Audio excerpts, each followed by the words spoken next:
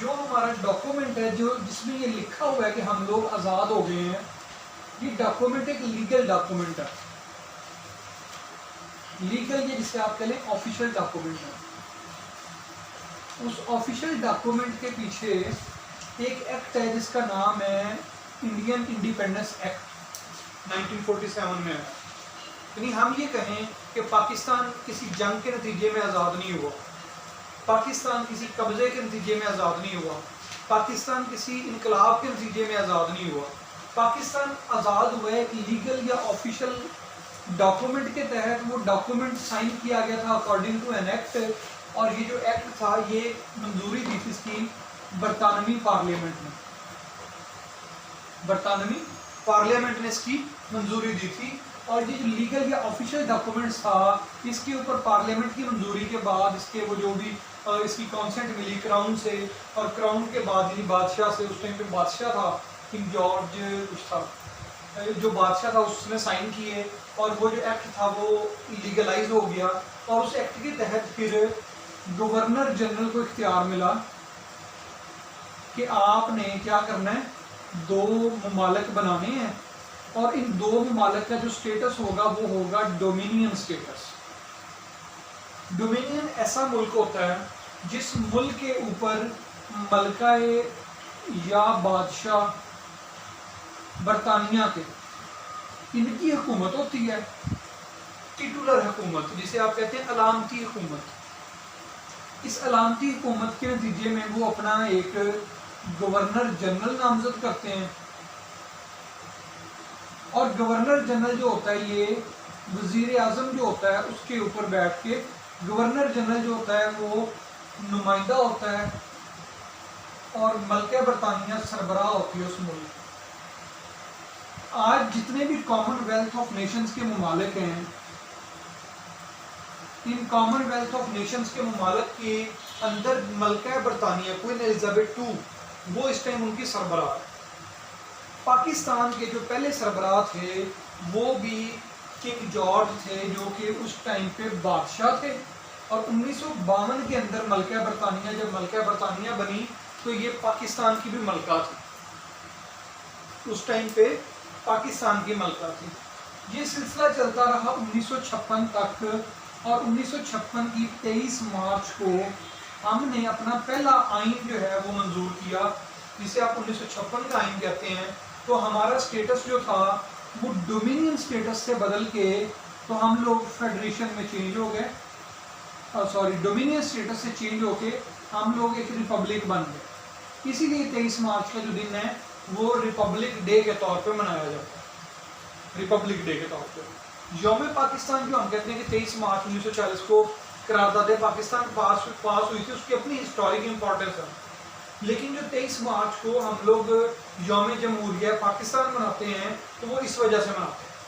उसकी वजह क्या है, ये है जो मैंने आपके सामने लिख दी है, ये रिपब्लिक।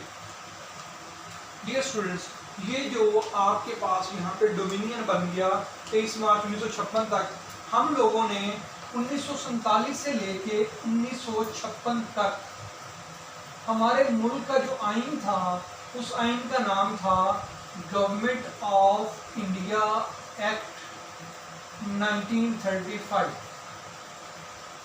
उस आइन का नाम क्या था, हमारे मुल्क में जो आइन था 47 से 56 तक, इसका नाम क्या था, गवर्नमेंट ऑफ इंडिया एक्ट 1935।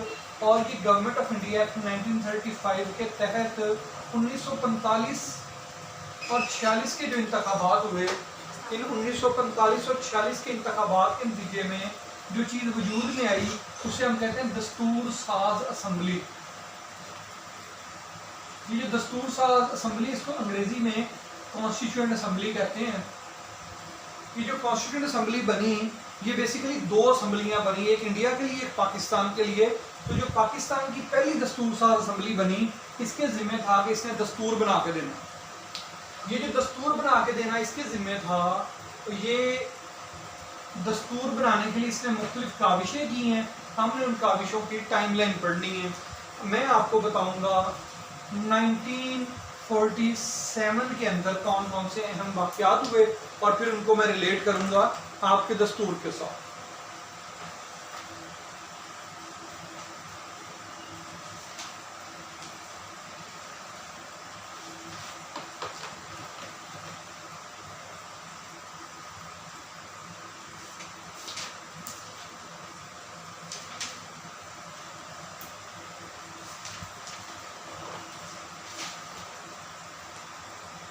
लिखिए, लिखते जाइएगा, मैं आपको इवेंट्स बताता जाऊंगा, उन इवेंट्स को आपने नोट करना है। मैं बाद में इसका जो रिसोर्स लिंक है वो भी आपसे शेयर कर देता हूँ।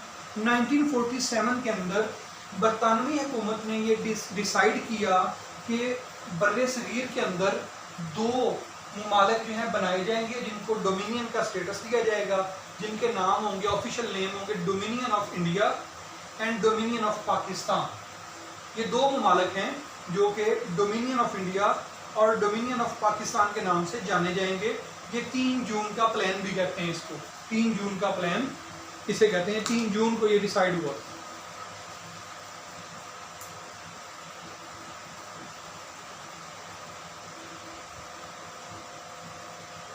चौदह अगस्त को पाकिस्तान बन जाता है। जून, जुलाई और अगस्त, 14 अगस्त को पाकिस्तान बन जाता है। लेकिन इससे पहले 11 अगस्त को इस दस्तूर साज असम्बली का पहला इजलास होता है। 11 अगस्त को इस दस्तूर साज असम्बली का पहला इजलास होता है। आप लोगों ने MCQs में पढ़ना है, इसे गूगल से जाकर पढ़ना है कि ये जो दस्तूर साज असम्बली का पहला इजलास हुआ था 11 अगस्त 1947 को, इसकी कार्रवाई क्या थी।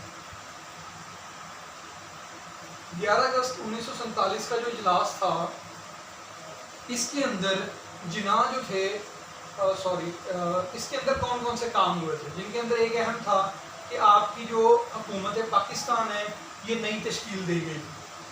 इस पे जो गवर्नर जनरल की हैसियत से या नॉमिनेटेड गवर्नर जनरल की हैसियत से जिना के साइन है, जिना की तकरीर है, वो आपने पढ़नी है। 11 अगस्त 1947 की तकरीर, ये पढ़ के हमें पता चलेगा कि जिना कैसा पाकिस्तान चाहते थे। जिना कैसा पाकिस्तान चाहते थे, ये आपको कब पता चलेगा? 11 अगस्त 1947 की तकरीर से। पाकिस्तान जैसे ही वजूद में आया तो चूंकि ये किसी रेवोल्यूशन के ज़रिए, किसी इनकलाब के ज़रिए वजूद में नहीं आया था, ये वजूद में आया था through a legal battle, through an official document. तो इस वजह से हमें पूरी दुनिया के ममालिक ने सफाए किसके, अफ़गानिस्तान के कबूल कर लिया। अफ़गानिस्तान के अलावा सारी दुनिया के ममालिक ने हमें कबूल कर लिया। और कबूल करने वाले मुल्कों में जिस मुल्क ने सबसे पहले किया वो ईरान था। ईरान के बाद आपके जो सबसे एंड में जिसने किया वो अफ़गानिस्तान था। और ये जो ईरान और अफ़गानिस्तान वाले 2 MCQs आते होते हैं। पाकिस्तान बना था इसका मेंबर 30 सितंबर 1948 को, UN का मेंबर।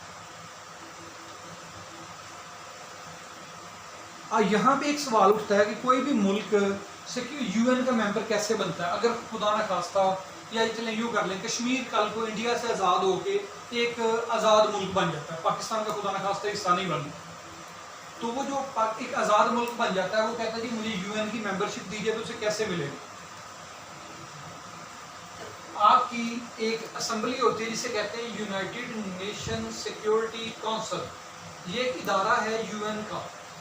सिक्योरिटी काउंसिल के एक इदारा है, जैसे इसके 6 ऑर्गन्स हैं, उन 6 ऑर्गन्स में से एक ऑर्गन कौन सा है? United nation security council. ये जो यूनाइटेड नेशन सिक्योरिटी काउंसिल है, इसके वोट से इसके अंदर 15 मेंबर होते हैं, जिनमें से 5 होते हैं परमानेंट और 10 होते हैं नॉन परमानेंट। ये नॉन परमानेंट 2 साल के शायद अरसे के लिए मुंतखब होते हैं और ये 4 साल के लिए, नॉट श्योर, देखिएगा। और इसके अंदर जो परमानेंट होते हैं ये 5 कौन कौन से हैं? बरतानिया, फ्रांस, अमेरिका, रूस और चीन। ये 5 मुल्क इसके परमानेंट मेंबर हैं सिक्योरिटी काउंसिल के, और इनको वीटो पावर हासिल है। ये जो 5 ममालिक हैं और ये जो 10 नॉन परमानेंट मेंबर हैं, इन 15 मेंबर्स ने उस टाइम पे यूनानिमस वोट देके पाकिस्तान की मेंबरशिप को मंजूर किया। कोई भी नया मुल्क जो UN का मेंबर बनना चाहता है वो कहाँ पे आके मुंतखब होगा, उसकी इजाज़त कौन देगा? यूनाइटेड नेशंस सिक्योरिटी काउंसिल इसकी इजाज़त देगी। शाबाश, आपको ये बात समझ आ गई।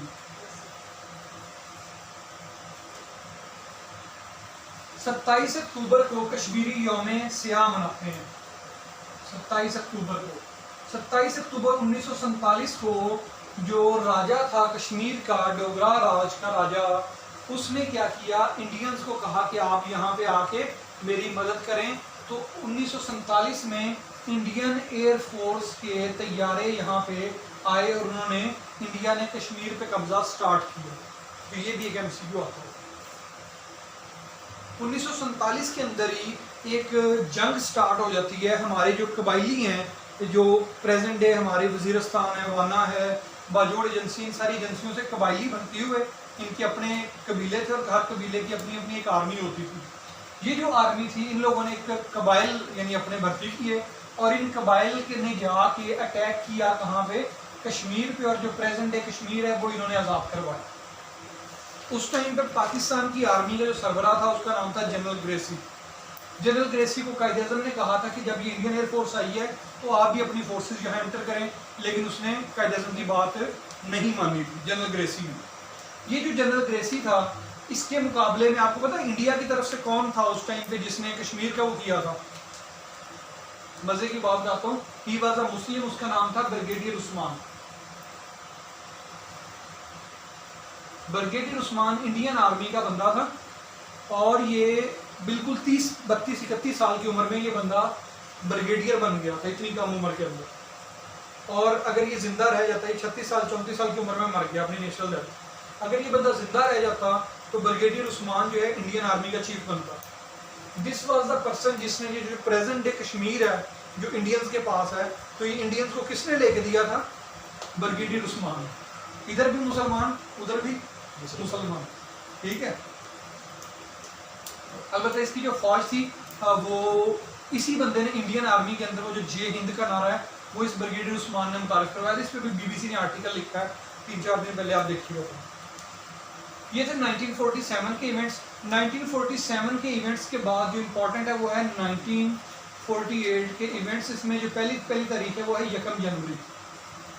1 जनवरी को अक़वाम मुत्तहिदा ने एक सीज फायर लाइन का, एक सीज फायर के ऑर्डर जारी किए और कहा कि पूरे का पूरा जो आपका कश्मीर है इसमें जो भी आपकी करंट सिचुएशन है यहीं पे आप रुक जाएं और आपके दरमियान सीज फायर लाइन जो है वो ये साइन करवाएंगे और कश्मीर का जो मसला है वो हल करवाएंगे बाहमी अफ़वाम व तफ़हीम से, प्लस इसके अंदर अकॉर्डिंग टू द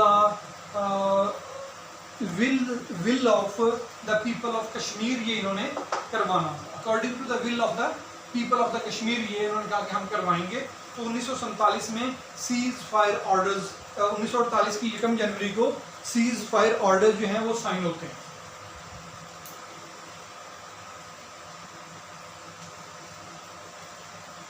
उन्नीस 1948 के अंदर ही 1 मई को पाकिस्तान और इंडिया जो हैं ये दोनों की जंग स्टार्ट होती है, जिसे आप पहली जंग कहते हैं, जिसे आप कहते हैं इंडो पाकिस्तान वॉर ऑफ 1947। इसी साल में 1 जुलाई को स्टेट बैंक का इफ्तिताह हुआ 1948 के अंदर। इसी साल के अंदर पाकिस्तान ने अपनी पहली पोस्टल स्टैंप जारी की। ये भी एमसीक्यू आ चुका है, स्टेट बैंक वाला एमसीक्यू भी आ चुका है पेपर में। और 1948 के अंदर ही कायद-ए-आज़म का इंतकाल हुआ। कब? 11 सितंबर 1948। इनसे मुतल्लिका जो एमसीक्यूज आते होते हैं उनके इंतकाल से मुतल्लिका, सबसे पहले उनका स्टे कहाँ पे था उस टाइम पे जब इंतकाल हुआ है? तो ज़ियारत में था। ज़ियारत से उनको कराची लाया जा रहा था। ज़ियारत वो क्यों गए थे? ये भी इंटरव्यू में एक सवाल हुआ परसों एक इंटरव्यू बीपीएससी का था, डिप्टी अकाउंटेंट का, उसमें एक स्टूडेंट से सवाल किया उन्होंने कि कायद-ए-आज़म जो थे वो ज़ियारत क्यों गए थे? तो वो ज़ियारत करने नहीं गए थे, वो वहाँ पे इसलिए गए थे कि ज़ियारत एक प्लेजेंट वेदर वाला मुकाम है, सेहत अफजा मुकाम है, तो इसलिए वो वहाँ पे उनको टीबी थी चूँकि ट्यूबरक्लोसिस। तो ट्यूबरक्लोसिस बेसिकली कहाँ की होती है, कौन सी ऑर्गन को वो इफेक्ट करती है? लंग्स को। टीबी की वजह से सांस लेने की दिक्कत होती है, उसके लिए आपको साफ सुथरा एनवायरनमेंट चाहिए होता है। तो दिस वाज द रीज़न कि वो कराची जो यहाँ पे निस्बतन पोल्यूट सिटी था, तो वहाँ से वो कहाँ चले गए? ज़ियारत में। और ज़ियारत से जब वो वापस आते हैं तो उस टाइम पे आप इसके ऊपर भी एक बीबीसी ने आर्टिकल किया, पढ़िएगा पिछले दिनों में, फातिमा जिन्ना के यौम उस पर ना शहादत पे वक्त पे एक आर्टिकल बीबीसी ने किया, वो पढ़िएगा, तो कोई 1 हफ्ता पहले आया। अच्छा, मैं बता रहा था आपको, तो कायद-ए-आज़म जो थे ये 11 सितंबर 1948 को कराची में फिर आके ये रास्ते में कहीं पे फौत हुए, एम्बुलेंस इनकी जो भी मामला था, और फिर इनको कराची के अंदर ही दफन कर दिया गया। कायद-ए-आज़म जो फर्स्ट गवर्नर जनरल थे। यहाँ से एक बड़ी ज़बरदस्त किस्म की चलती है, पाकिस्तान के पहले गवर्नर जनरल कौन थे? जिन्ना, कायद-ए-आज़म मोहम्मद अली जिन्ना। और पाकिस्तान के पहले पीएम कौन थे? लियाकत अली खान। आपने लियाकत अली खान की पूरी कैबिनेट का नाम ओहदों के साथ याद करनी है, एमसीक्यूज में आते हैं। इनकी पूरी कैबिनेट के नाम ओहदों के साथ याद करने हैं, एमसीक्यूज में आते होते हैं। डियर स्टूडेंट्स, ये जो लियाकत अली खान थे ना, ये 11 सितंबर 1948 को इनका इंतकाल हो गया जिना का। अच्छा, पावर्स ज्यादा किसके पास होती हैं, गवर्नर जनरल के पास या वजीर आजम के पास? तो पावर्स होती है ज्यादा वजीर आजम के पास। लेकिन जिना जो थे, जैसे आपने 2008 में देखा, जरदारी ज्यादा पावरफुल था as compared to Yousuf Gilani, लेकिन जरदारी के साइन में पावर नहीं थी। जरदारी के पास पावर क्यों थी? Because he was the head of the party. इसलिए ऐसे जो जिना थे ये हेड थे मुस्लिम लीग के, इसलिए ज्यादा पावर्स इनके पास थी। और दूसरे नंबर पे जो स्ट्रॉन्ग पर्सनैलिटी थी वो थे शहीद मिल्लत लियाकत अली खान। इनको शहीद मिल्लत कहते हैं, ठीक है। शहीद मिल्लत लियाकत अली खान जो थे, ये क्या बन गए इनके बाद, ये इनकी मौजूदगी में प्राइम मिनिस्टर थे। जिना के बाद जो दूसरा फर्द गवर्नर जनरल बना, उसका नाम था ख्वाजा नाज़िमुद्दीन।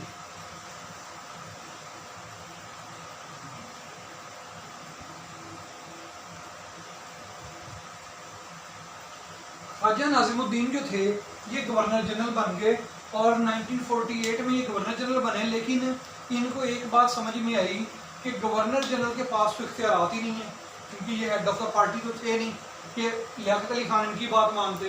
तो पाकिस्तान में जो सबसे स्ट्रॉन्गेस्ट पर्सनैलिटी बन गई जिना के बाद, वो कौन बना? इस बेचारे को ये लगा कि गवर्नर जनरल के पास इख्तियारात नहीं होते, तो लिहाजा मुझे क्या होना चाहिए? पीएम होना चाहिए। तो जब लियाकत अली खान जो थे 1951 के अंदर इनकी असैसिनेशन हुई, तो जो दूसरा बंदा वज़ीर आज़म बना वो कौन बना? ख्वाजा नाज़िमुद्दीन।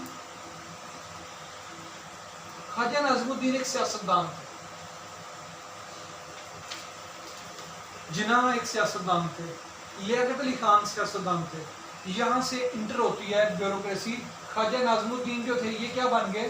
पीएम बन गए, सेकंड पीएम। और इन्होंने अपनी जगह पे जो लियाकत अली खान का वजीर खजाना था उसका नाम था गुलाम मोहम्मद। गुलाम मोहम्मद को इन्होंने क्या बना दिया? गवर्नर जनरल बना दिया। गुलाम मोहम्मद वाज अ ब्यूरोक्रेट। इसने अपने दौर का सीएसएस पास किया हुआ था। उसे उस टाइम पे आप इंडियन पॉलिटिकल सर्विस कह लें, इंडियन एडमिनिस्ट्रेटिव सर्विस कह लें, जो भी नाम था, ये बंदा ब्यूरोक्रेट था गुलाम मोहम्मद। गुलाम मोहम्मद जो है जैसे ही गवर्नर जनरल बना तो इसने ख्वाजा नाज़िमुद्दीन को घर भेज दिया। गवर्नर जनरल के पास एग्जेक्टिव के इख्तियार नहीं थे, लेकिन सिर्फ एक इख्तियार था, एक इख्तियार था। वो क्या इख्तियार था? वो इख्तियार था कि ये हुकूमत को घर भेज सकता। तो पहला बंदा जब यहाँ पे सियासतदानों के अलावा सियासत में किसी ने आके अपनी मर्जी चलाने की कोशिश की, वो कौन था? गुलाम मोहम्मद।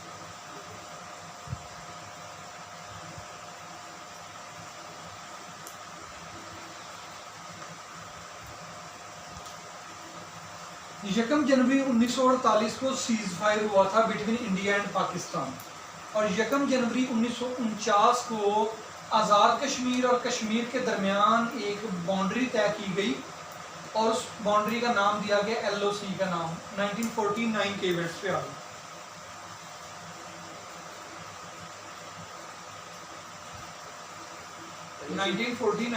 LOC क्या है?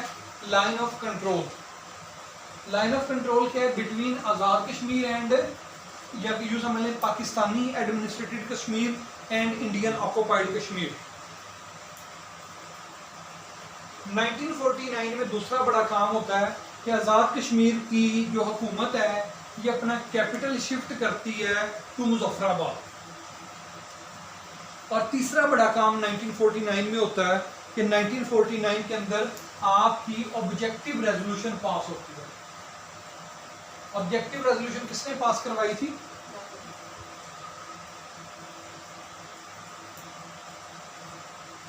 मार्च 1949 को ऑब्जेक्टिव रेजोल्यूशन पास होती है, लियाकत अली खान ने पास करवाई।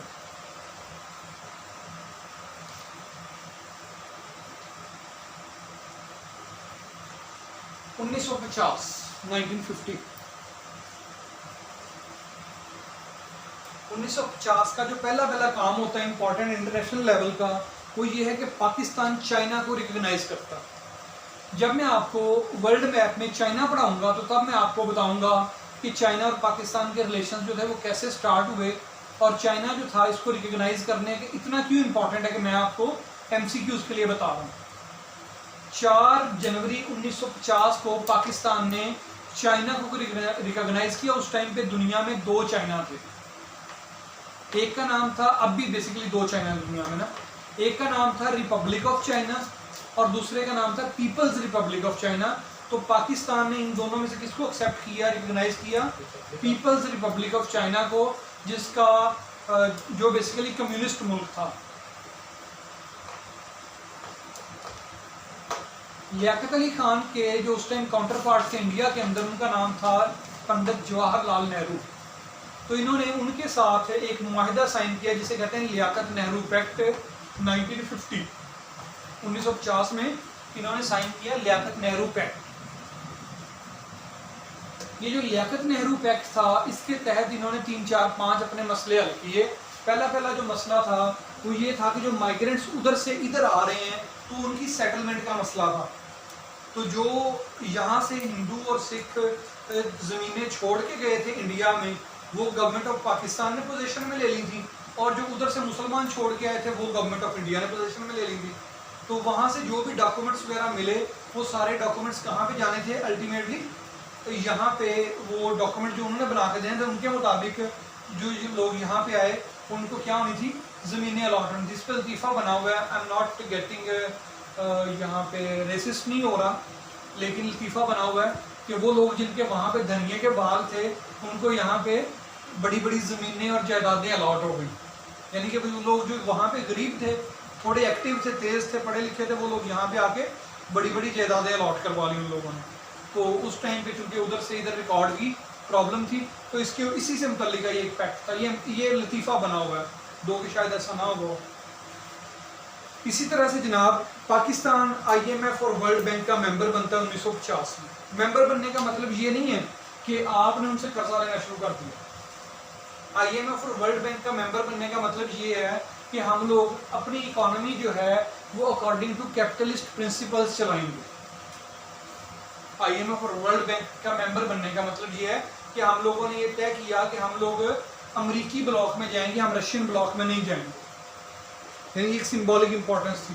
आप कर्जा ना भी लें, आप किसी मुल्क के इस तरह से मेंबर बन सकते हैं। आप उसके अंदर बाकायदा वर्ल्ड बैंक के अंदर अपने पैसे रखवा सकते हैं, कुछ भी कर सकते हैं। मकसद क्या है इसका कि कल को आपके मुल्क की इकोनॉमी अगर ख़राब हो तो ये आपको रेस्क्यू करने के लिए है। अच्छा, यहाँ पर मुझे एक और भी कंसेप्ट क्लियर करना है। ये जो आप सोचते हैं आए रोज IMF, तो क्या IMF हमारा दुश्मन है? अगर दुश्मन है तो हमें इतने पैसे उठा के क्यों दे देता है? कभी सोचा इस बात पे कि IMF हमारा दोस्त है या दुश्मन है? हमें इतने कर्जा देता है, जब हम फंसे हुए होते हैं पाकिस्तान, वो जो है ना वो आंटी जो कमेटियाँ डालती है उसके पास पहुंच जाते हैं, वो जो IMF की सरबराह, और वो उठा के उनको पैसे दे देती है। वो हमारी दोस्त है या दुश्मन? अच्छा, हम लोगों को हमारे जहनों में ये चीज़ डाली जाती है कि IMF खुदा ना खास्ता कोई ऐसा इदारा है कि जो हमारा दुश्मन है। IMF बना है किस चीज़ पे? IMF बना है on the theory of capitalism. Capitalism का मतलब ये है कि हम लोग कम्युनिस्ट प्रिंसिपल्स को नहीं मानते, हम नहीं मानते, पाकिस्तान नहीं मानता कम्युनिस्ट प्रिंसिपल्स को। हम लोग कैपिटलिस्ट हैं, हम इसको जो मर्जी नाम दें, कुछ भी दें, प्रैक्टिकली वी आर कैपिटलिस्ट। हम 1947 से ऑनवर्ड कैपिटलिस्ट हैं। जो कैपिटलिस्ट वर्ल्ड है इसके अंदर जो इकोनॉमी है वो एक मुल्क की दूसरे मुल्क के तीसरे, चौथे, पांचवें, छठे, सातवें सारे मुल्कों की आपस में जुड़ी हुई है। कैपिटलिज्म, चाइना ने जो तरक्की की है ना, वो उसने अपनी फॉरेन जो ट्रेड है उसके अंदर कम्युनिज्म को छोड़ के कैपिटलिज्म को अपना के तरक्की की है। ये जो कैपिटलिज्म है, इस कैपिटलिज्म को लोग गाली कहते हैं। मैं अलबत्ता इसको बुरा नहीं समझता, अगर इसके अंदर चंद 1-2-3 चीज़ें हैं वो ठीक हो जाए, तो जिसे आप इस्तेहसाल कहते हैं उसका फैक्टर निकाल दें तो capitalism is okay in my point of view. आप डिसएग्री कर सकते हैं। तो ये जो कैपिटलिज्म है इसके मुताबिक जो स्टेट्स हैं इनकी इकोनॉमीज को बहाल रखना किसकी जिम्मेदारी है? IMF की, मॉनिटरी फंड। जहां पे कोई मुल्क कोलैप्स करने लगेगा वहां पे आएगी और ये सेव करेगी। और इसके प्रिंसिपल्स क्या हैं? कहते हैं जो गवर्नमेंट का रोल होता है वो that should be like an observer, उसे इंटरफेयर नहीं करना। मैं और आप मिलके दो बंदे आपस में डिसाइड कर लेते हैं कि ये पेन मेरा है, मेरी मलकियत है, और ये पेन आपको, मैंने 30 रुपए का पेन है और इसको 1000 में बेचना है और आप राजी हो गए हैं, तो कोई इसके ऊपर ये नहीं कहेगा कि आपने 30 रुपए की चीज़ 1000 में क्यों बेच दी, ये राजी है। हाँ, अगर आपने और मैंने तय कर लिया कि ये 30 रुपए की चीज़ है और ये मैंने आपको 1000 रुपए की बेच रहा हूँ, ठीक है, हो सकता है इसके बदले में साथ में आपको कोई और भी बेनिफिट दे रहा हूँ, लेकिन बात हमने इसकी की या कुछ भी किया, तो गवर्नमेंट की जिम्मेदारी है कि अगर आपने मुझसे 30 रुपए का पेन लिया है तो इसको इंश्योर 1000 रुपए का पेन लिया है तो गवर्नमेंट इंश्योर करवाएगी कि ये 1000 रुपये मुझे आप दें। गवर्नमेंट का रोल यहाँ पे क्या होगा? गवर्नमेंट आपके जो दो अशखास के दरमियान मुआहिदा है जो स्टैम्प पेपर पे होता है वो उसको रेगुलेट करवाएगी। तो गवर्नमेंट का रोल एक रेगुलेटर का रोल होगा। गवर्नमेंट कोई भी बिजनेस नहीं करेगी, PIA नहीं चलाएगी गवर्नमेंट पाकिस्तान पोस्ट नहीं चलाएगी, गवर्नमेंट जो PTDC नहीं चलाएगी, गवर्नमेंट कोई इदारा नहीं चलाएगी। गवर्नमेंट के पास सिर्फ क्या होगा? पुलिस, आर्मी, फाइनेंस, बस। गवर्नमेंट के पास क्या होगा? पुलिस, आर्मी और रेवेन्यू, फाइनेंस। ये तीन चीजें बस गवर्नमेंट अपने पास रखेगी रेवेन्यू जनरेशन के लिए। बाकी सारी की सारी चीजें क्या होंगी? प्राइवेट सेक्टर की होंगी। PIA इतना बड़ा इदारा है, वो नुकसान में जा रहा है, ऐसे ही है ना। लेकिन एयर ब्लू उससे छोटा इदारा है, वो फायदे में जा रहा है। या स्त्री एयरलाइन आ रही है तो वो फायदे में जाएगी क्योंकि वो ट्रस्ट आएगा उसको। इसी तरह से आपके पास पाकिस्तान पोस्ट है, ये खैर शुरू से प्रॉफिट में था, ये इसी गवर्नमेंट में आके लॉस में गया। वो प्रॉफिट में इसलिए था कि जितने भी सरकारी डाक थी वो उसके जरिए जाती थी, तो उसकी वजह से वो उसको एक सरकारी खजाने से पैसे मिलते रहते, तो महकमा जो था वो ठीक था, मतलब सारे में नहीं था, प्रॉफिट में था। लेकिन TCS इतना सा इदारा है, आप TCS करवाना बेहतर समझते हैं एज कम्पेयर टू इसके। तो ये जो सरकारी इदारे होते हैं जिनसे रेवेन्यू जनरेट होता है, ये सारे के सारे इदारे जो हैं ये कैपिटलिज्म में ये प्राइवेट फर्म्स इनको चला रही होती है। अगर ऐसा सोचें, आपको याद है जब जैज़ की सिम आई थी पहली दफ़ा तो वो कितने की मिलती थी? 5000 की, 8000 की, 10,000 की। अब कितने की मिलती है? अब फ्री मिलती है, साथ में 50 का बैलेंस भी देते हैं, ऐसा है ना। जब मोनोपोली होती है ना तो फिर क्या होता है? अपनी मर्जी से वो चलाती है। जब मोनोपोली नहीं होगी तो फिर वो क्या करेंगे? फिर वो करेंगे, आपका कंपटीशन होगा। अगर पाकिस्तान के अंदर हर फर्द को ये इजाज़त दे दी जाए कि आप अपनी प्राइवेट बिजली पैदा करना शुरू कर दें और उसको बेचना शुरू कर दें, तो क्या पाकिस्तान के अंदर बिजली का बहरान बचेगा? नहीं बचेगा। क्यों? क्योंकि हर बंदा अपनी बिजली पैदा कर रहा होगा, चला रहा होगा, उसके ऊपर कंपनीज आएंगी जैसे इंडिया के अंदर हो रहा है इस वक्त। तो गवर्नमेंट का रोल उसके अंदर एक सिर्फ मीडिएटर वाला, ऑब्जर्वर वाला कर दें। तो ये कैपिटलिज्म है जो कहता है कि स्टेट को प्रॉफिट के लिए काम नहीं करना चाहिए, स्टेट को अपनी आमदनी कमानी चाहिए थ्रू टैक्सेस, और जितने भी इदारे इस तरह के हैं उनको प्राइवेटाइज कर दें। इसीलिए जब IMF कहता है ना कि फलां इदारे को प्राइवेटाइज करो, फलां इदारे को प्राइवेटाइज करो, तो मैं तब पैसे देता हूँ, तो उसे पता है कि जब ये इदारे प्राइवेटाइज हो जाएंगे तो स्टेट के ऊपर इसका बर्डन नहीं पड़ेगा। जब स्टेट पे बर्डन नहीं पड़ेगा तो फिर इस मुल्क की economy according to capitalist principles चलती रहेगी। सो दिस इज ये बेसिकली है। तो ये बात दरमियान में आ गई, ये इंटरव्यू के लिए बड़ी इंपॉर्टेंट है, आपको ये बात पता होनी चाहिए। 6 सितंबर 1950 को अयूब खान पहला नेटिव कमांडर इन चीफ बन जाता है पाकिस्तानी आर्मी का। उस टाइम पे चीफ ऑफ आर्मी स्टाफ नहीं कहते थे बल्कि कमांडर इन चीफ कहते थे, CNC, कमांडर इन चीफ। 6 सितंबर को ये बनता है 1950 के अंदर ये बनता है।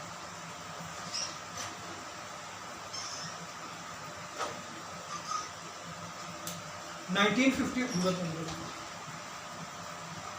1951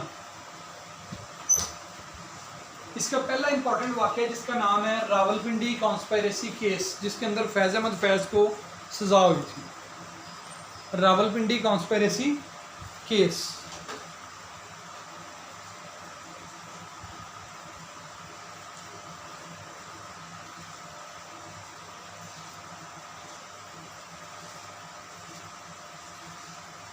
इसी साल के अंदर 1951 के अंदर ही आपका ये ख्वाजा नाज़मुद्दीन जो है ये क्या बन जाता है? प्राइम मिनिस्टर बन जाता है पाकिस्तान का। और गुलाम मोहम्मद क्या बन जाता है? गुलाम मोहम्मद गवर्नर जनरल बन जाता है।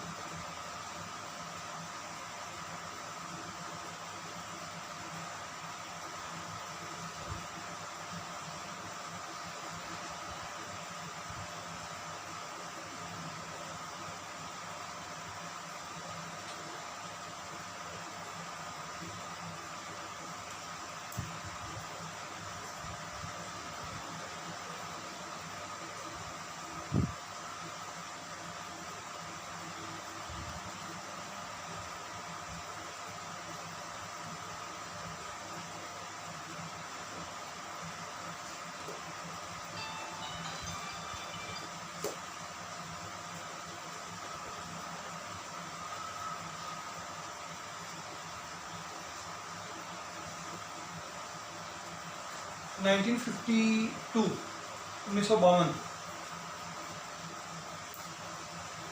ईस्ट पाकिस्तान और वेस्ट पाकिस्तान के दरमियान टेलीग्राफ टेलीफोन सर्विस इस्टेब्लिश होती है। टेलीग्राफ टेलीफोन सर्विस दोनों हिस्सों के दरमियान।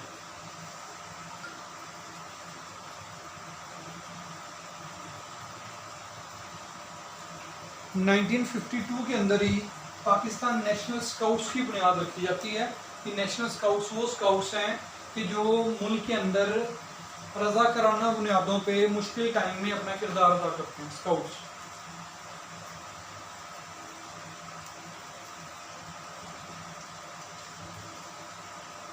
नाइनटीन 52 के अंदर बलूचिस्तान में सुई के मुकाम पे, सिब्बी के मुकाम पे ये सुई गैस डिस्कवर होती है, इसलिए इसको सुई गैस कहते हैं।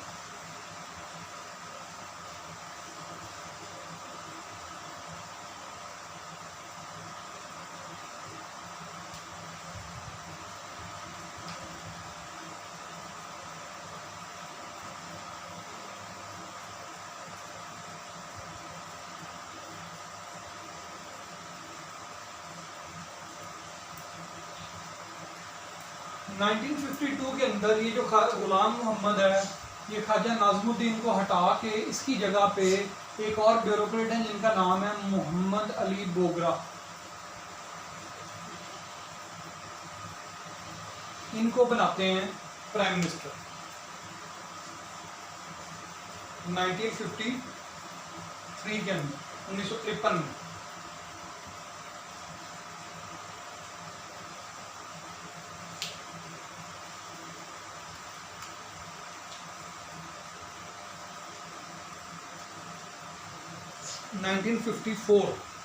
उर्दू को कौमी ज़ुबान का दर्जा मिलता है। 1954 में उर्दू को कौमी ज़ुबान का दर्जा मिलता है।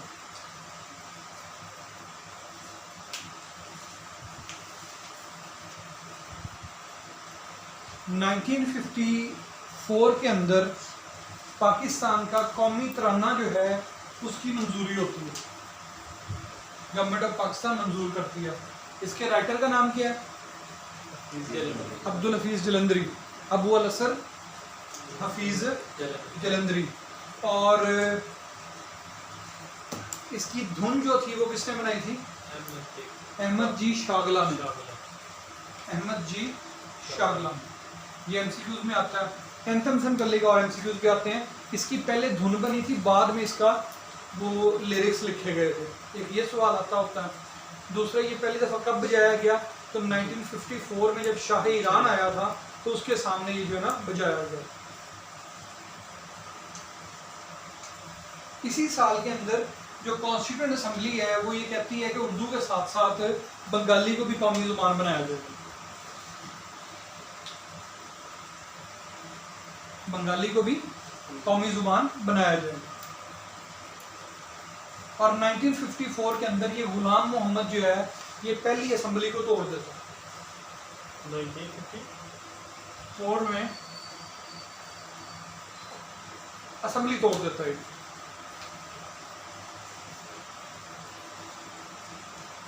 ये जो असेंबली तोड़ता है जब गुलाम मोहम्मद, तो उस टाइम पे असेंबली का इजलास कहाँ होता था? कराची में। उस टाइम पे कराची पाकिस्तान का कैपिटल था और सिंध का कैपिटल क्या था उस टाइम पे? हैदराबाद।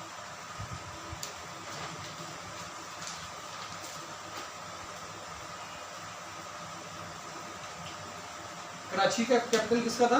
पाकिस्तान का, और हैदराबाद किसका था, सिंध का था उस टाइम। ये जब 54 में असम्बली तोड़ता है उस टाइम पे जो स्पीकर ऑफ द असम्बली है उसका नाम होता है मौलवी तमीजुद्दीन।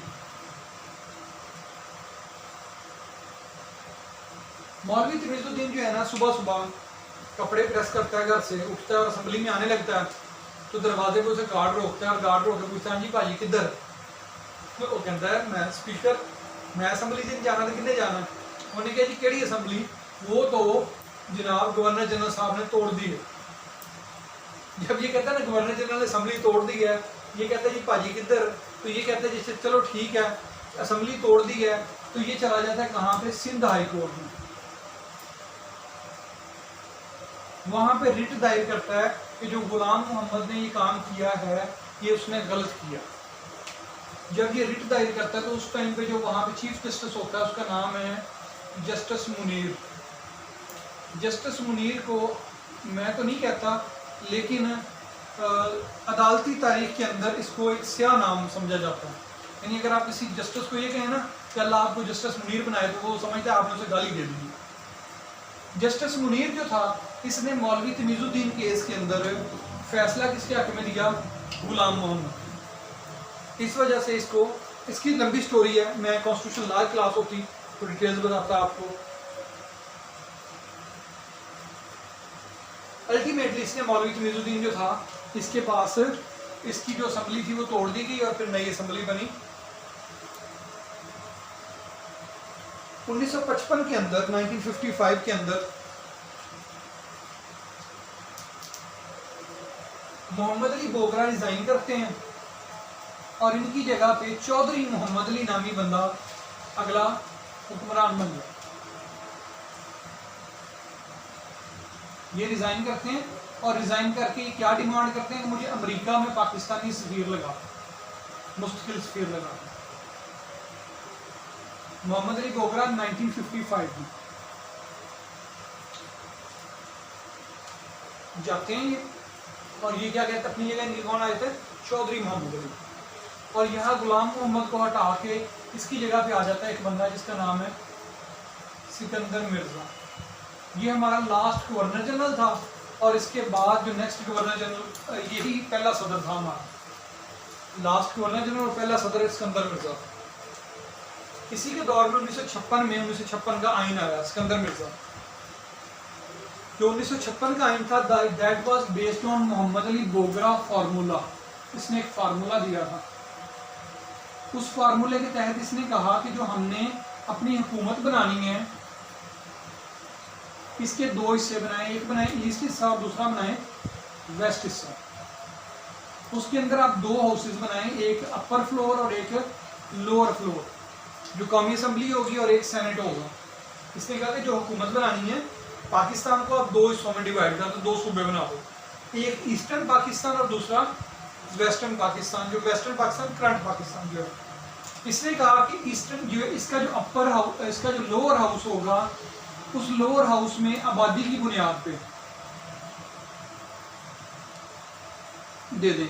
तो 165 सीटें जो हैं दस्तूर साज असम्बली में कहाँ से मिलेंगी, ईस्ट पाकिस्तान से मिलेंगी, और 135 सीटें वेस्ट पाकिस्तान से मिलेंगी। और जो अपर हाउस है इसके अंदर आप on the basis of equity देंगे,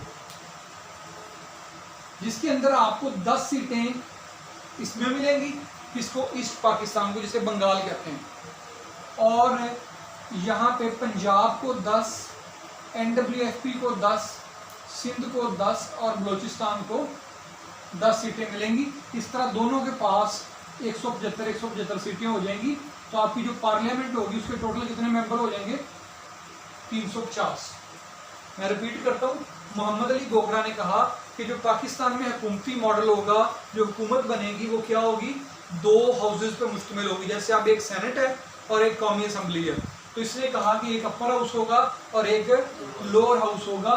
जो अपर हाउस होगा उसके अंदर बंगाल की 10 सीटें, पंजाब की 10 सीटें, NWFP की 10 सीटें, सिंध की 10 सीटें और बलूचिस्तान की 10 सीटें होंगी। टोटल इसके मेंबर कितने होंगे, 50। और जो लोकल लोअर हाउस होगा इसके टोटल मेंबर होंगे 300, और इन 300 में से 165 होंगे बंगाल की आबादी के लिहाज से और 135 होंगे वेस्टर्न साइड के ये टोटल मिला के, तो इस तरह से टोटल आपके पास जो अफराद, जो सीटें सामने आएंगी वो असम्बली बनेगी 350 अफराद की होगी, जिसमें 300 किसके होंगे, लोअर हाउस के होंगे, और 50 किसके होंगे, अपर हाउस के होंगे। इसे कहते हैं मोहम्मद अली बोगरा फार्मूला। इसी तरह से इसने ये कह दिया कि जनाब ये जो आपकी असम्बली होगी, इस असम्बली के अंदर आपके पास दोनों कौमी जुबानें होंगी, बंगाली भी और उर्दू भी। इसकी नुकसान इसको हम पंजाबियों को, सिंधियों ने तो बाद में अपनी करवा ली थी।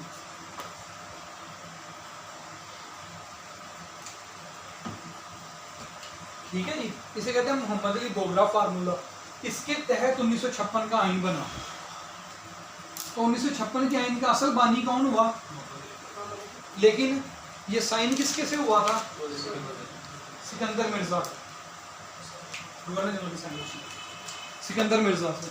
तो सिकंदर मिर्जा जो है पाकिस्तान का आखिरी गवर्नर जनरल और पहला सदर बन गया। और ये इसके अंदर आपने 1956 के आइन में ये कहा कि जो मलका बरतानिया है आज के बाद ये हमारी मलका नहीं है, हमारे मुल्क का सरबराह कौन होगा, सदर पाकिस्तान होगा।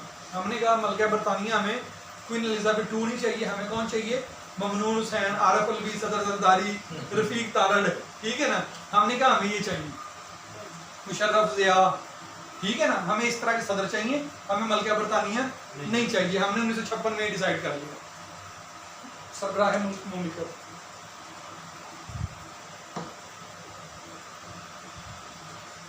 और पाकिस्तान का नाम रख दिया गया इस्लामी जमहूरिया पाकिस्तान।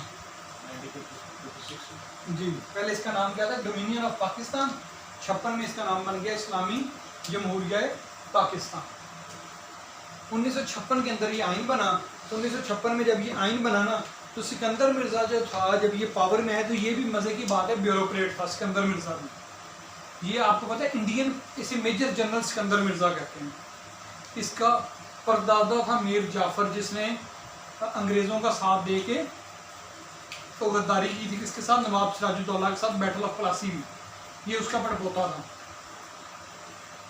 सिकंदर मिर्जा जब हुक्मरान बना तो इसे मेजर जनरल सिकंदर मिर्जा इसलिए कहते हैं कि ये आर्मी में पहले था, उसके बाद ये ब्यूरोक्रेसी में आया। जैसे हमारे यहाँ पे आजकल नहीं कैप्टन रिटायर्ड फलाना ऑफिसर, कैप्टन रिटायर्ड फलाना।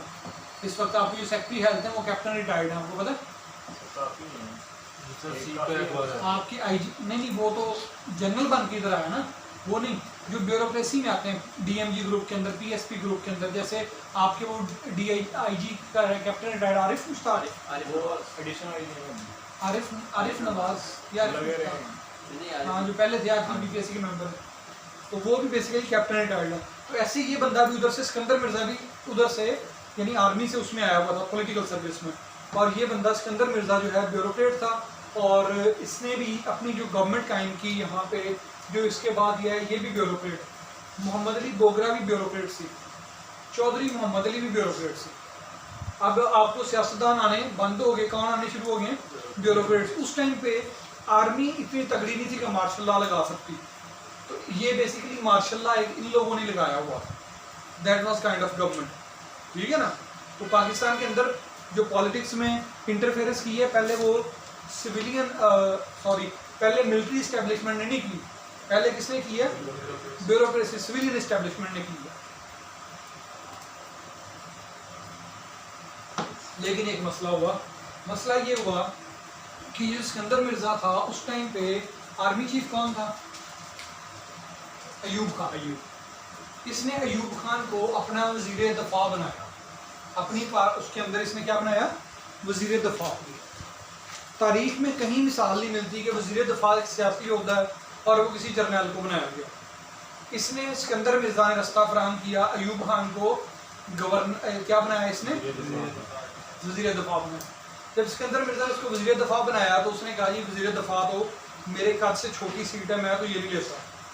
इसने कहा ठीक है तुम्हें वजीर आजम बना देता हूँ। उन्होंने कहा वो भी नहीं, मैंने सदर बनना, ठीक है। उसने सिकंदर मिर्जा को घर भेजा और अक्टूबर 1958 में 1956 के आइन को ख़त्म कर दिया और वो खुद सदर बन गया, फील्ड मार्शल अयूब खान।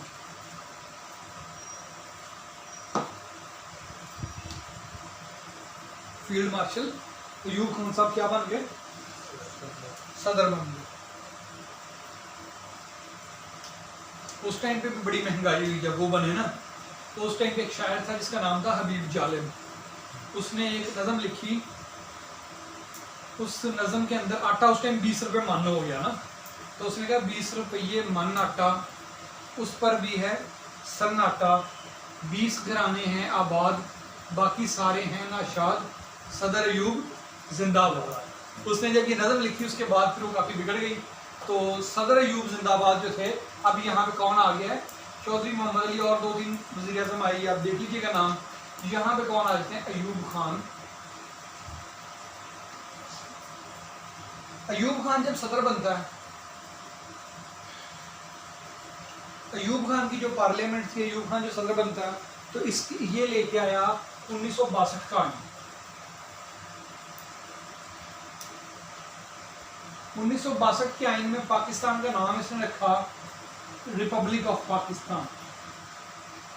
बाद में मौलवियों ने शोर मचाया कि नहीं नहीं, पाकिस्तान का नाम जो इस्लामी जमहूरिया पाकिस्तान होना चाहिए, तो फिर इसने चेंज करके इसको इस्लामी जमहूरिया पाकिस्तान कर दिया अयूब खान। ये मैं इसकी रीडिंग आपको भेज दूंगा।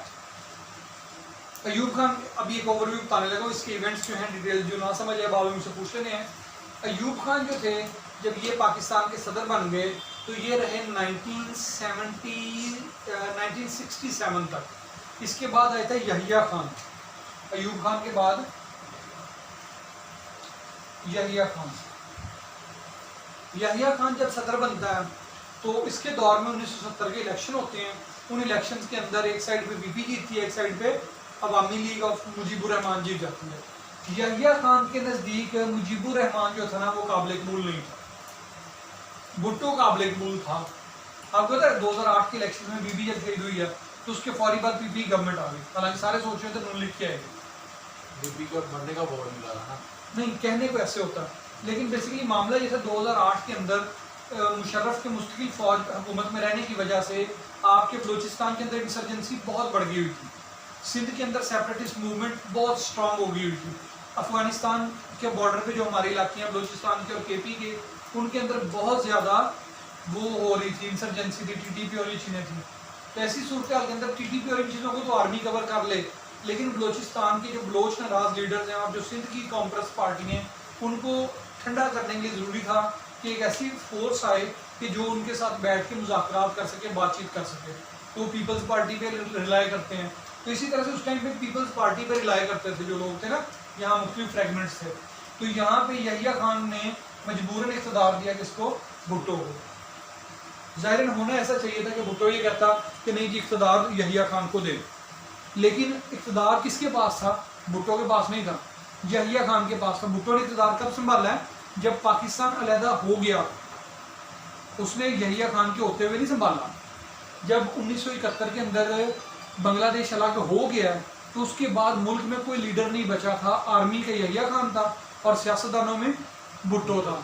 आर्मी का यहिया खान इतना गंदा हो चुका था कि वो चला नहीं पा रहा था, तो मजबूरन फिर किसको आना पड़ा, भुट्टो को। ये जो कहते हैं ना कि भुट्टो ने कहा, भुट्टो ने पाकिस्तान और अफगानिस्तान को, इसको बांग्लादेश को अलग किया, तो भाई आपके मुल्क में लीडर ही कोई नहीं था, तो इसलिए उसे मजबूरन आना पड़ा, वरना वो पहले नहीं आया था।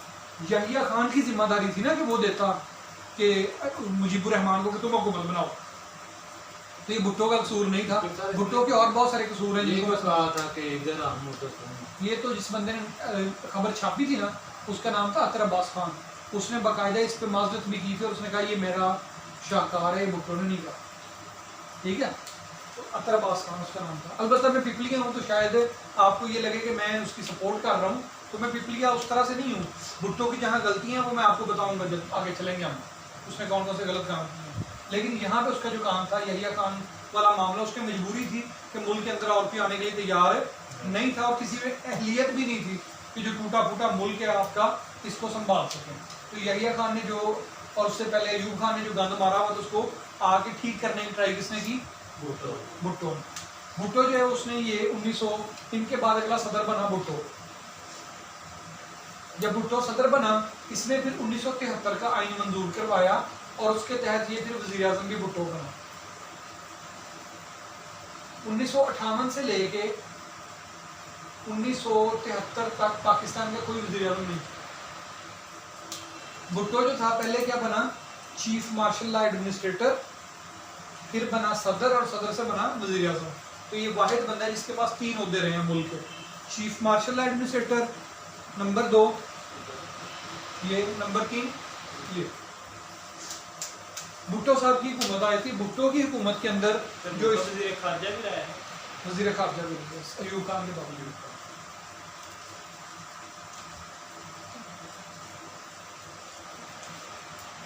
चलें भुट्टो पे आ जाते हैं। भुट्टो जो है जब ये हुकूमत में आया तो भुट्टो ने हुकूमत में आते ही चंद एक काम किए, वो ये थे कि ये बंदा खुद, इस बंदे की पर्सनैलिटी का जो सबसे बड़ा फलाह था कि ये बंदा खुद बहुत बड़ा एरिस्टोक्रेट था, ये बहुत बड़ा जागीरदार था, नवाब था।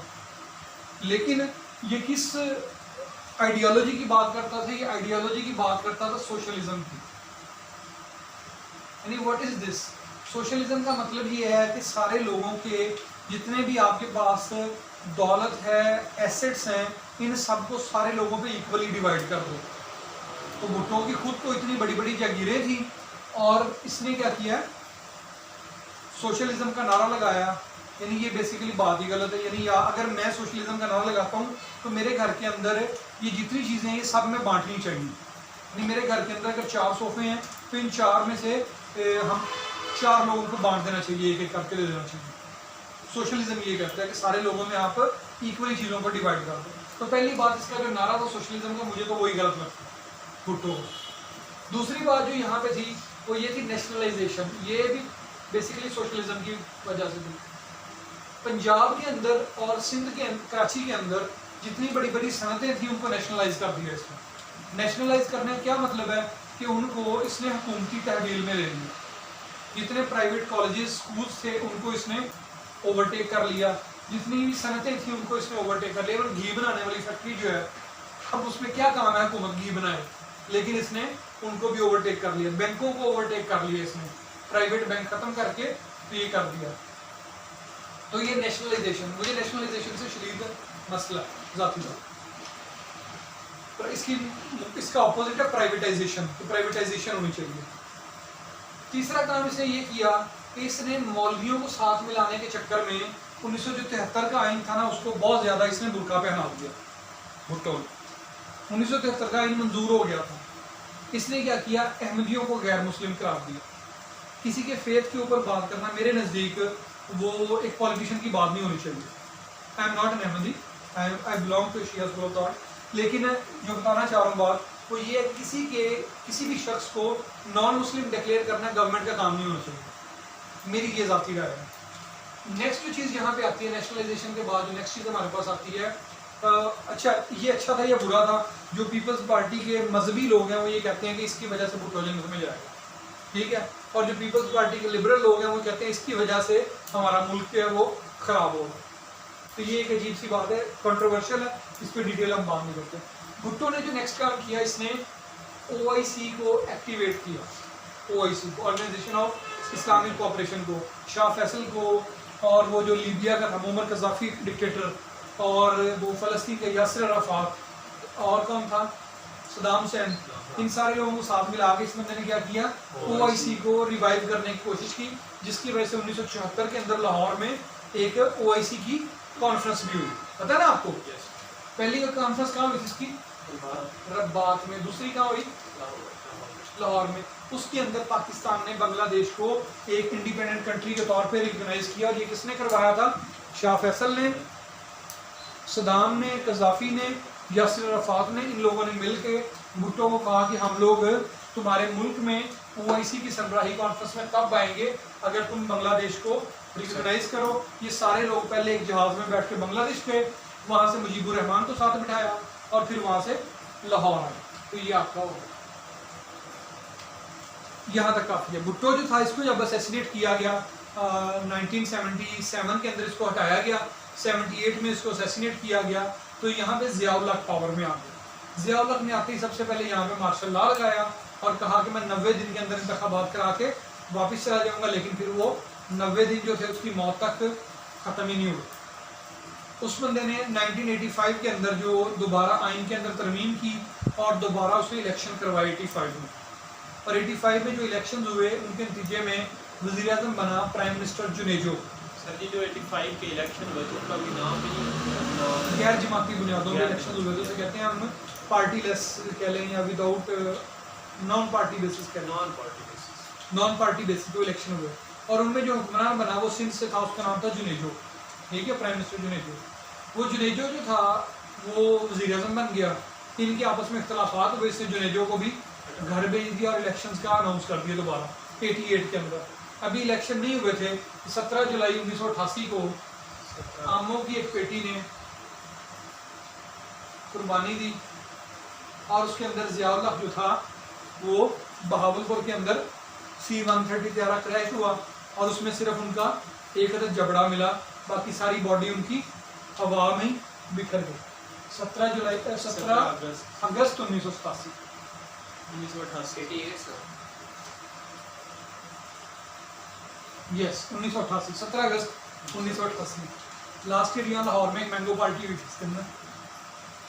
17 अगस्त 1988 को क्या हुआ, ज़ियाउल हक साहब जो हैं ये क्या बन गया, आपके आजहानी हो गए, बाज़ लोगों के लिए शहीद हो गए, बाज़ लोगों के लिए मरहूम हो गए, हम जैसों के लिए आजहानी हो गए।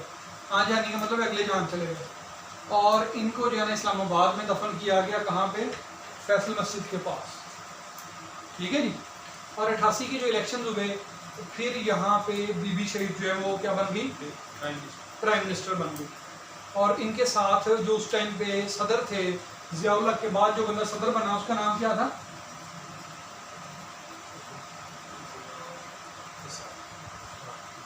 इसके नाम पे यूनिवर्सिटी भी आपको पता है, जी जिसे कहते हैं गुलाम इसाक खान इंस्टीट्यूट। और बीबी क्या बन गई, PM बन गई। इसी बीबी को गुलाम इसाक खान ने टर्मिनेट कर दिया, इसकी हुकूमत 1991 में ख़त्म कर दी। 88 में आई ये, 91 में इनकी हुकूमत ख़त्म। नए इलेक्शन हुए, नए इलेक्शन में कौन आ गया सामने, नवाज शरीफ। गुलाम इसाक खान ने इसकी हुकूमत भी ख़त्म की, लेकिन नवाज शरीफ जो है चला गया कहाँ पे, अदालत में चला गया, और अदालत ने गुलाम इसाक खान के फैसले को क्या कर दिया, टर्मिनेट कर दिया, और नवाज शरीफ दोबारा वज़ीर आज़म में बहाल हो गए। उस टाइम पे जो आर्मी चीफ था उसका नाम मेरे जहन से उतर गया, उस आर्मी चीफ ने फिर इन दोनों को कहा कि बंदे के पुत्र बनो, दो में करानू जाओ, तो उसने फिर दोनों को भेज दिया। फिर दोबारा इलेक्शन हुए। अच्छा, इसके बाद जो सदर बना वो बना फारूक लगारी। फारूक लगारी के बाद साथ PP की जो है ना PM बनी बीबी बेनजीर भुट्टो। बेनजीर भुट्टो जो थी इसकी हुकूमत फारूक लगारी में खत्म कर दी। फिर और नए इलेक्शन हुए, उन नए इलेक्शंस के अंदर जीता कौन, नवाज शरीफ। ये 1991 से मेरे ख्याल 93 तक चला। ये 1993 से 96-97 तक चली है, नहीं सॉरी 96 में इंतखाबात हुए, 97 में हुए थे, 97 में। ये 1997 से 99 तक नवाज शरीफ। फारूक लगारी के बाद आता है कौन, रफीक तारड़। रफीक तारड़ के बाद कौन आता है आपके पास, जनरल मुशर्रफ। नवाज शरीफ के बाद दरमियान में कुछ अर्सा मुल्क में कोई भी वज़ीर आज़म नहीं था। फिर जब 2002 के इलेक्शन हुए तो पहला वज़ीर आज़म बना मीर ज़फ़रुल्लाह जमाली।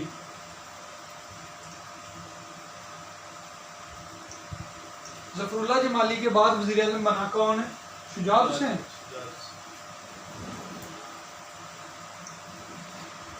शुजात हुसैन के बाद वो जो बैंकर था, क्या नाम था उसका, शौकत अजीज। ये देखें, जब ये होते हैं पैराशूट वज़ीर आज़म ना, जिसका नाम भी याद नहीं, शौकत अजीज। शौकत अजीज के बाद कौन बना, गिलानी। फिर परवेज़ अशरफ। परवेज़ अशरफ के बाद कौन बना, नवाज शरीफ। और नवाज शरीफ के बाद अमीरुल मोमिनीन इमरान, इमरान। ठीक हो गया। ये आपके इनकिया मुशर्रफ के बाद कौन आया? जरदारी, फिर ममनून हुसैन और अब आरिफ अली। इसमें दरमियान में आपने देखना है कुछ निगरान वज़ीर आज़म भी आते हैं, उनके नाम देखना है। ये मैं आपको इसका लिंक भेज दूंगा। 1947 से लेके हर साल के 2-2, 3-3 इंपॉर्टेंट इवेंट्स हैं, वो मैंने उसके अंदर वो उस लिंक पे आपको मिल जाएंगे। इसको आपने इस तरह से देखते जाना, जो चीज़ ना समझ आए मुझसे आपने पूछ लेना। ठीक है जी।